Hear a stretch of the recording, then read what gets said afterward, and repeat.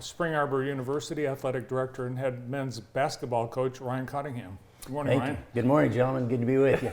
Happy birthday, and it's a pleasure and an honor to be with you on your birthday. I was thinking of you, and I'm not going to sing happy birthday, other than happy birthday to you, Andy, Bill Knapp's finest. And man, would love for you to make a wish and blow it out. I would love to, but I don't want to, blow spit across here and potentially contaminate the thing. So I'm gonna have Brandon take it off there, and I'll take it. Yeah, I guess you guys are gonna make me just do it. This is my cake only. Yeah. Oh, you're not gonna share it? Well, if I blow the thing out. Thank you. Nice. Should I leave it up here? Leave it up there. Okay. And a little gift for the birthday boy. Okay. Thank you. Come on, Andy. I love gifts. No, Wonder what it is. merch. Come on, man. Merch. There's two things in here. Spring Arbor Athletics, I I'm hope. sure. Oh my! Look at this. There's a Same little- one you're wearing. There's a little story to it. That's so you and I can be two-man scramble team members, partners. Done. You and I. Done. I like it. Let's go, Thank man. You. Let's I appreciate that. And maybe I'll wear it today. Come on. I like it. And then who doesn't need A little workout shirt. a little workout shirt? Thanks, man. Appreciate it. Happy birthday. Thank Andy. you. Thank you. Well, that was fun. Yeah. Jeez. What a surprise. Yeah, that's great. How old are you today? Just 38. I think I was 50. Then do you have big plans for the birthday? I'm gonna play a little golf and just relax with my family. So yeah, just Good hang for you, out. man. Yeah. Good for you. Yep. Well, we're starting to see some colleges make decisions, and there really is across the country a real mishmash of what's going to happen in the fall. Spring Arbor, though, early on, I think late April, made the decision that you wanted to go in-person instruction. Correct. Yeah, face to face. I think that's critical. It's we want it, we need it. I think our society we need that personal relationship, and I think that's what's so critical to a place like Spring Arbor University. The relationship component is so important, and as we've even learned in the spring with online courses, it's hard and there's a disconnect, and that's important to us. So we're full steam ahead. That's the plan. Of course, that can change. We have multiple contingency plans that we're working on, but we're optimistic right now. From an athletic director standpoint, obviously you've been meeting with athletic directors in your league. Now you're the only school in Michigan. The rest of the league is in Indiana. Does that create any type of issue, or are you guys just unified as a league in what you'll be doing? There are some potential challenges there, and they're Mount Vernon Nazarene out of Ohio is the one Ohio school, but Indiana's certainly ahead of us. Quite a bit. They've been opening up, and I know even the Indiana High School Athletic Association made an announcement that come July 1, their business is as usual, and so we're hopeful that that's going to pull Michigan right along. Obviously, safety is our biggest and most important concern, but we want athletics to be up and running as soon as possible, and as safe, of course. I think one thing that we weren't expecting, Central Michigan's announcement about the elimination of the track and field program. We're, of course, expecting cancellations of seasons and delays, but to have an actual program, and really I think early on in the pandemic for this to happen, did it surprise you? I'd like to say yes, but really nothing is too surprising. Right? Bowling Green just canceled their baseball program. And so you talk about these Division I institutions. That was their first sport they ever had. And now it's gone. But when everything is so dependent upon obviously revenue, and that's where a place like Spring Arbor, we're not gaining revenue through athletics in terms of ticket sales and TV revenue, right? And so it's approached differently. I think we need athletics at schools like ours, and just impresses I think the importance of it. When we're hearing about all these, major D1 schools cutting the max, cutting tournaments for sports, what are some budget items from an AD perspective that, people who aren't in a college athletic director's budget would think, oh my gosh, some of this stuff is ridiculous. It adds up. Yeah, it really does, and it's a great question. Those conversations have been ongoing as our athletic directors within the Crossroads League have been asked by our Council of Presidents to look at ways to reduce expenditures. So from cutting maybe from number of contests to distance traveled to keeping everything within the conference. Starting later, we're looking at different start dates, what that will look like. As some institutions are actually going to start early August. I think August 10th to be done first semester by Thanksgiving break, and then not come back until after the 1st of January. And so there's just a wide range of options that are being considered right now. You recruit all over the Midwest, and we were talking before the show. I think one of the areas you have, we've known that you've been recruiting is in Central Michigan, with the flooding and really everything else that's happening. How does that affect what you're trying to do for your sport?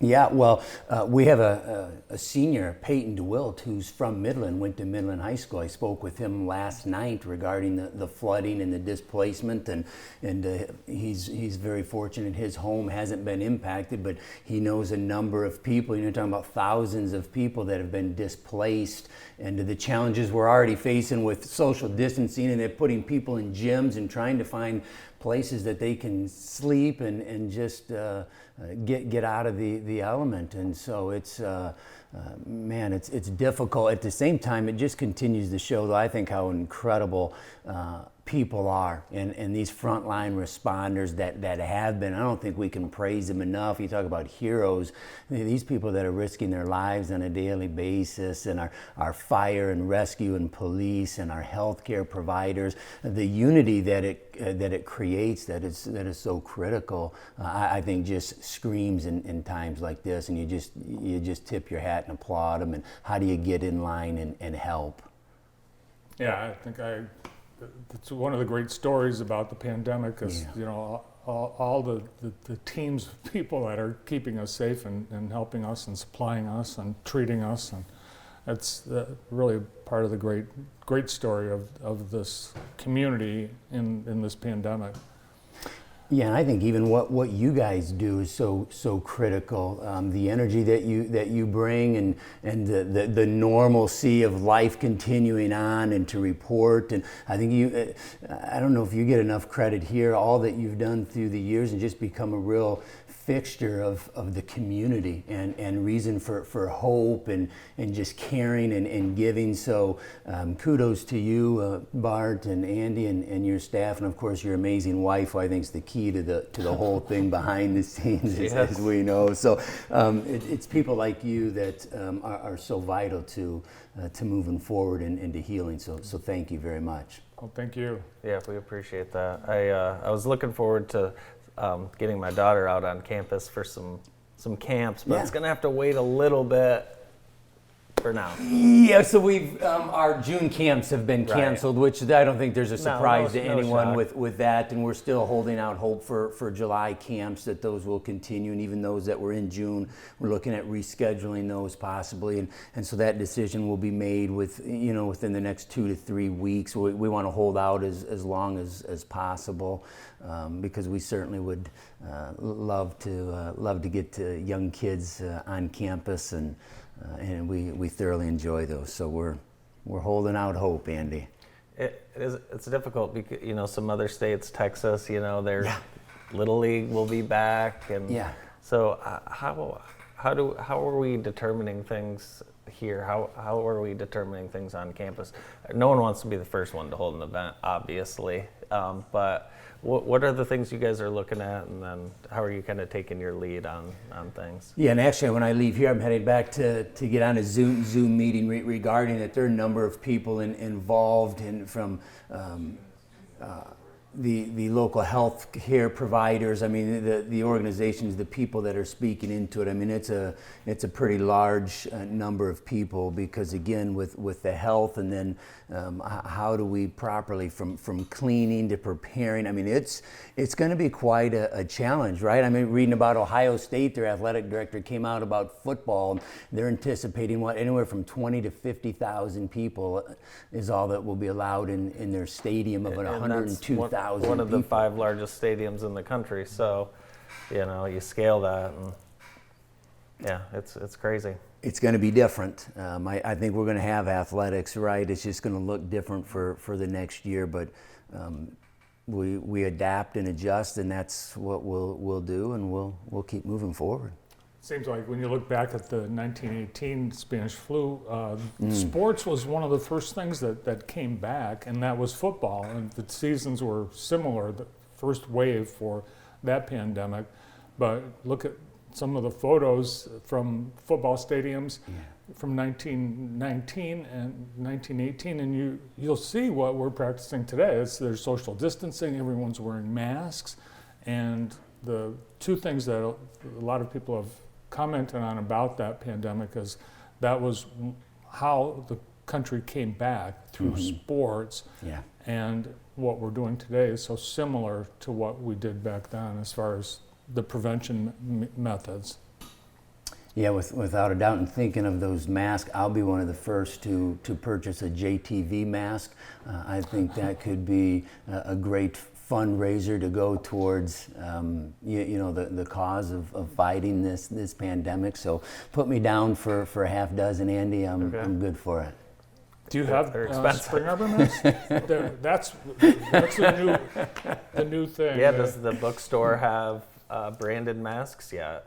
I'm not aware of that. That's a great question. Actually, we even have an athletic provider that has reached out to us about masks with SAU logo and that type of thing. So it's not going to surprise me. Yeah. Ryan Cottingham is with us. He's the athletic director and head men's basketball coach at Spring Arbor University. We'll continue with the morning show after this.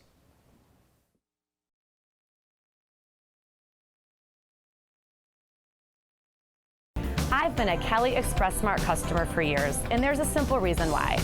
I stop at my Kelly Express Mart every day when I take my kids to school and go off to work. The entire staff is friendly, and the manager even saves me my favorite morning paper. The service is always fast, which is great for a family on the go. Kelly Express Mart has everything my family and I'll need to get our day started, especially fresh, hot coffee. There are locations all around Jackson, so I know that there are quality products and fast, friendly service just around the corner. Kelly Express Mart, they're the best. Why should young people care about the spread of coronavirus? Well, we know that people with underlying medical conditions over the age of 60 are at highest risk, but they've got to get it from somebody. So we're asking everyone to be selfless for others so that we can protect those who are most susceptible. Not going to bars, not going to restaurants. It all just means physical separation so that you have a space between you and others. For more information on how you can social distance, please go to coronavirus.gov. JTV Studios is your local source for high-quality video content. Whether you're looking for a touching testimonial, an exciting commercial, a fun educational film, or a useful safety video, JTV Studios can create engaging content at competitive pricing. We've already helped dozens of businesses, big and small, to train, promote, and grow. And we can do the same for you. Call or visit us online for an estimate today. Are you and your parents ready for their retirement solution? Bring Mom and Dad and visit Brooklyn Living Center for a tour and complimentary lunch. Brooklyn Living Center, set in the Irish Hills, has ground floor apartments, spacious floor plans, home-style meals, 24/7 staffing, and much more. When Mom and Dad move to Brooklyn Living Center, everyone will be worry-free. Brooklyn Living Center is a Lloyd Ganton community where our continuum of care spans all levels. Call now for a tour.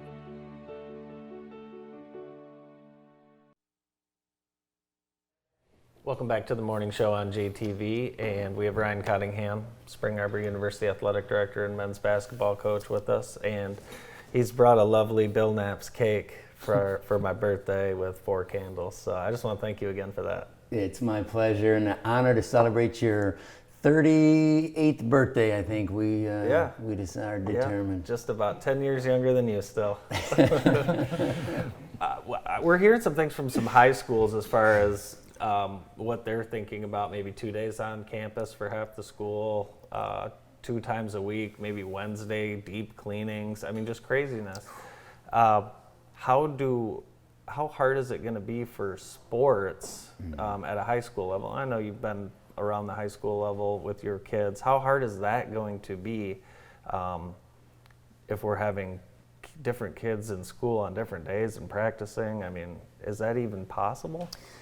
Man, Andy, that's a great question. I'm as I think about football, you think about helmets, you think about all the touching of the balls and different things.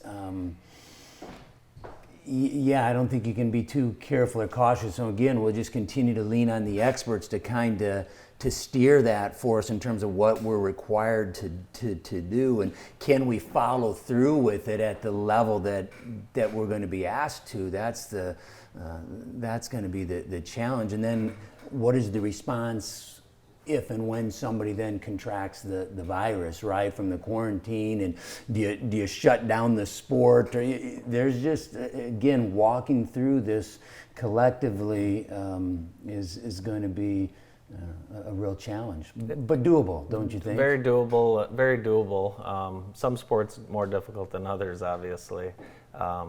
But, you know, I do think it's very important to get sports back. But yeah, well, determining you know, if someone does get sick, what's that time off? And so if you have from a coach's perspective, what would a 2-week in the middle of the season break do for, you know, team chemistry, you know, I mean, strength and conditioning, just what does something like that do? Right, it disrupts everything. And so again, I go back to, you have to be willing to adapt. You have to be creative. It's a whole new world right now and a new time, and so again, putting what the best interest of that individual first and foremost, the safety of that person and everyone else involved. And again, oftentimes it's not even the athletes, right? They say the older coaches, you mentioned about, I'm a few years older than you are, and officials and other game personnel that are more susceptible to contracting the virus. How do we make sure that they're taken care of as well? With parents and soon-to-be freshmen considering what they should do about fall, a number of kids want to get that on-campus college experience. At the same time, the family is really nervous and concerned. As kids are looking to come back to campus, what are some of the concerns that you're hearing as you're talking to your student athletes about next fall?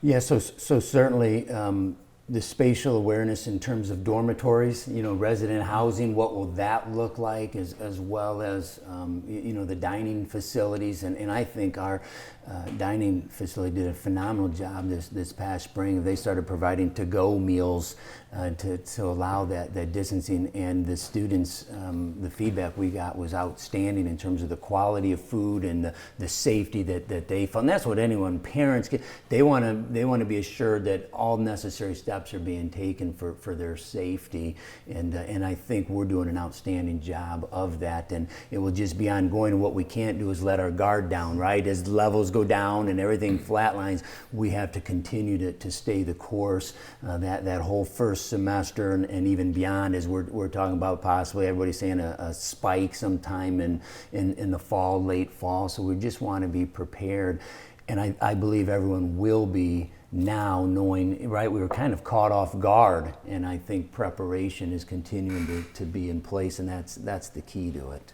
I think a lot of things that you've done as far as your athletic facilities over the last 5 or so years put you in a really good position to allow a lot of space and social distancing, and with your weight room, your fitness facility as an example, it takes up essentially half the building.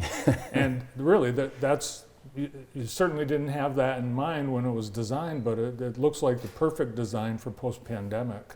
Yeah, agree, right? And so then we'll just limit the number of individuals that can be in there at any one time, and so determining that. But yeah, we're very fortunate. We have great space right now, and so we'll just follow procedure and protocol, and to think it will be a win-win. What's on the Cottingham family schedule post quarantine? What's the first trip? I know it's normally Cedar Point. I'm assuming that's not happening this year. Isn't that fascinating? I mean, what will happen with an amusement park like Cedar Point and the others around the country? We know the spring break trip we were planning on heading down to Florida. Typically we do Gulf Shores, but and that was canceled. And so will we look at trying to head south as a family to spend some quality time together? That's certainly being discussed. And so as soon as more doors get opened, we'll figure out what we can and can't do. Maybe we'll just head over to Lake Michigan. We love the west side of the state. I mean, Michigan is an incredible state. We're really fortunate, and a lot of options right here close by. Yeah, and I think a lot of people will be wanting to head north, but maybe not able to head north because there's no place to stay, and Mackinac Island will not be open to visitors this holiday weekend. So people that were planning to visit the island, they will be not opening, and when they start opening Mackinac Island, it'll be gradual starting May 29th. So that's one destination that's not available this weekend. While you stay at home, I know one big concern of the Cottingham family is the Frosty Boy in Spring Arbor. Is that open now? It's open, and it's in high demand right now. Grateful for that, isn't it? I mean, I think of Frosty King in Hanover, the line of cars waiting to get in there, the packed parking lot at Frosty Boy, and you see in this space, the distancing taking place, how far people are from each other. But again, there has to be some normalcy. They have to have something to look forward to, and it's amazing ice cream, the joy that it brings, at least the initial enjoyment of it. I think it's calming and comforting to see the lines at the ice cream, the socially distanced lines at the ice cream places, and they all have been busy. Yeah, I didn't like ice cream before the coronavirus, and now I Look this forward stuff's pretty good. Why don't you add that with your cake, Andy? Big day. Big day for the holidays. Yeah, thanks again. Well, while we cut the cake and split up the donuts, we'll take a break, but stay with us because coming up next, Andy's going to be joined by Pat O'Dowd with Chamber Connection and their guest Molly Bolton from Edward Jones. Next on The Morning Show.